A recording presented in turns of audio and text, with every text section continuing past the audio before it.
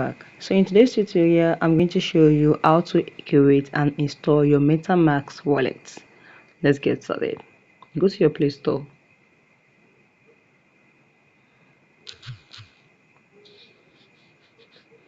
Here, let's search. You search for MetaMask. You can see MetaMask. This is it, blockchain wallet. Now I have it installed already, so I'm going to go back to my apps and show you how it looks like and the interface and how to use it.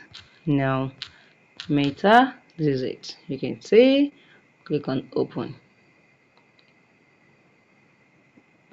Okay, it's been opening. Now let's wait for it. So I think this code here, I'm going to click on cancel. Now use it.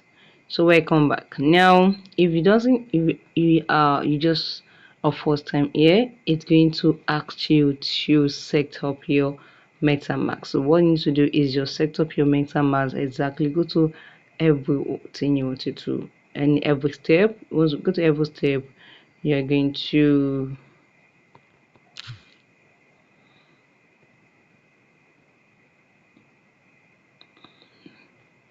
okay, sorry guys. So you're just going to